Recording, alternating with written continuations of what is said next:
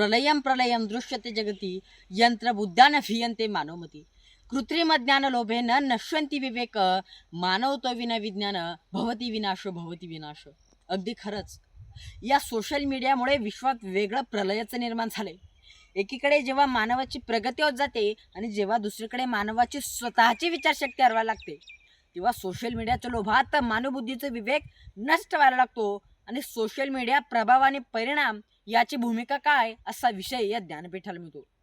नमस्कार, मी अर्जुन संतोष ठाले, राहणार ठालेवाडी, तालुका भोकरदन, जिल्हा जालना, गट क्रमांक 2. क्रांतीवीर अर्थात स्वातंत्र्यवीर सावरकर यांच्या आत्मदर्पण दिनानिमित्त अभिनव वक्तृत्व स्पर्धेत विषय सादर करतोय सोशल मीडिया प्रभाव आणि परिणाम. सर, विषयाच्या अनुषंगाने अभ्यास करता नेमकं सोशल मीडिया म्हणजे काय असा प्रश्न तेव्हा पडतो.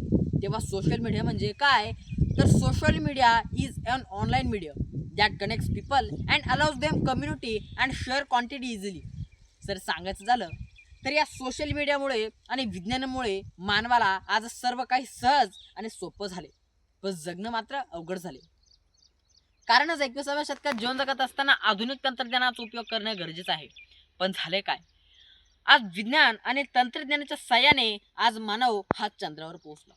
तो मंगळवार पोहोचला. त्याने विशाल असा महाकाश समुद्र काबीज केला. त्यानं नद्या अडवल्या, जंगलात ताब्यात घेतली आणि इथंच सारा घोळ झाला.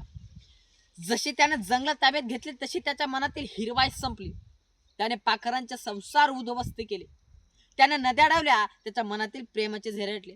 त्याने विशाल असा महाकाश समुद्र काबीज केला, परंतु मनात मात्र एक संकुचित डबकं तयार झालं. त्याने विज्ञानाच्या साह्याने आणि सोशल मीडियाच्या मदतीने ग्रहताऱ्यांना प्रदक्षिणा घातल्या, परंतु त्याच्याच संवेदना ग्रहण लागलं. मुळात झालंय काय, आमच्या ओठांवरचा बोलणं आज हातांच्या बोटांवर आले. आमच्या अंतर्मनातील भावना व्यक्त करण्यासाठी जेव्हा आम्हाला सोशल मीडियाची गरज भासायला लागते ना, तेव्हा सोशल मीडियाची नकारात्मक भूमिका आमच्या डोळ्यापुढे उभी राहते. मित्रांनो, सांगायचं झालं तर कालचं जग वेगळं होतं, आजचं आधुनिक सोशल मीडियाचं जग वेगळं आहे असं काही नाही. भूक तीच आहे, अन्न मात्र बदललेलं आहे. तहान ती जुनीच आहे, पाणी मात्र निवडलेलं आहे. बुद्धी देखील तीच आहे, अनुभूती मात्र आव्हानात्मक झालेली आहे. बदलत्या काळानं रूप बदल स्वीकारणं हा मानवातील उपजात स्वभाव ठरावा. आणि सर्वात महत्त्वाचं म्हणजे मानवाची ही सोशल मीडियाची निर्मात्यावर मात करून घात करणार नाही का अशा पद्धतीने देखील विषयाच्या अनुषंगाने गरजेचं वाटू लागतं.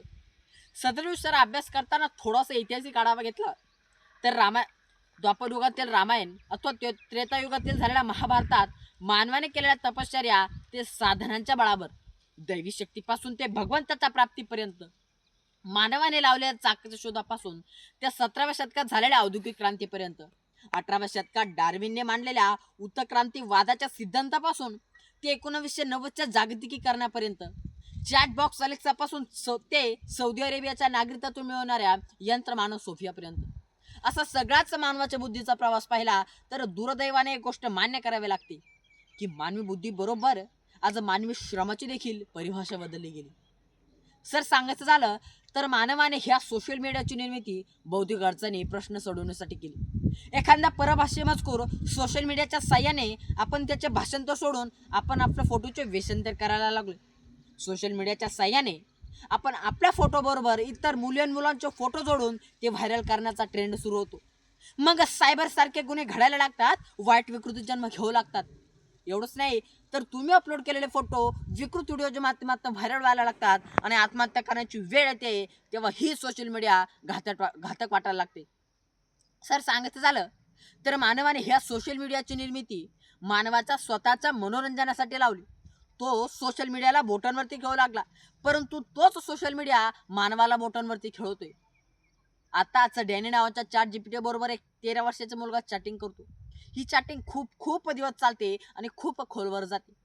एक दिवस ते ChatGPT त्या 13 वर्षाच्या मुलाला असा काही मेसेज करतं की तो मेसेज त्या 13 वर्षाच्या मुलाला सहन न झाल्याने ते मूल डायरेक्ट आत्महत्या करतं. मित्रांनो, एवढंच काय, सांगायचं झालं तर माझ्या एका मित्रानं काही दिवसापूर्वी ChatGPTला आय लव्ह यू असा मेसेज केला. त्या मेसेजच्या त्या ChatGPTनं एवढा बारीक आणि सुंदर उत्तर दिलं, ते म्हणजे मी एक AI सहाय्यक असून माणसासारख्या भावना, नातेसंबंध, वैयक्तिक आयुष्य माझ्याकडे नसतं. मी तुम्हाला दुसरी काय मदत करू शकतो का? जी गोष्ट आज सोशल मीडियाला कळाली ती गोष्ट आज मानवाला कळत नाही. मग सर या सोशल मीडियाची फक्त नकारात्मकच भूमिका आहे का? तर मुळीच नाही. कारण आजच्या या आधुनिक युगात आणि तंत्रज्ञानाच्या जगात हे सोशल मीडिया खूप महत्वाचं आहे. या सोशल मीडियाची निर्मिती मानवाला संवाद साधायची गरज होती आणि तिथून या सोशल मीडियाची बीजं रोवली गेली आणि तिथून या सोशल मीडियाचं आज मोठं वटवृक्ष झालं.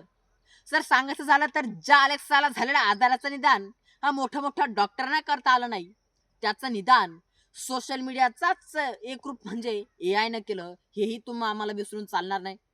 आज राष्ट्रीय शिक्षण धोरणानुसार विद्यार्थ्यांच्या विकासामध्ये आई वडील आणि शिक्षकांबरोबर आज सोशल मीडिया हे आपल्या तुम्हा आम्हाला दिसून येऊ लागलं. एवढंच काय तर ह्या जगाचा पोशिंदा असणारा बळीराजा देखील आधुनिक शेतीसाठी आज सोशल मीडियाचे सहाय्य घेताना तुम्हा आम्हाला दिसून येऊ लागलं.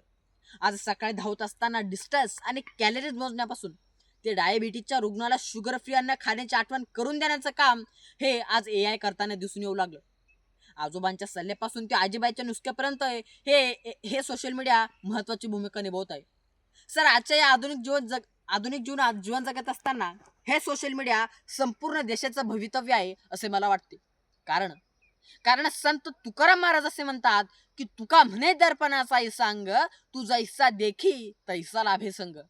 तुका म्हणे दर्पणाचा सांग तू जैसा देखी तैसा लाभे संग. अर्थातच आपण आपल्या जीवनात या सोशल मीडियाची नकारात्मक अथवा सकारात्मक प्रभाव पडून जो परिणाम होणार आहे, अर्थातच आपण त्याचा तैसा वापर करू, तैसी भूमिका हे सोशल मीडिया निभावणार आहे. थांबतो. धन्यवाद.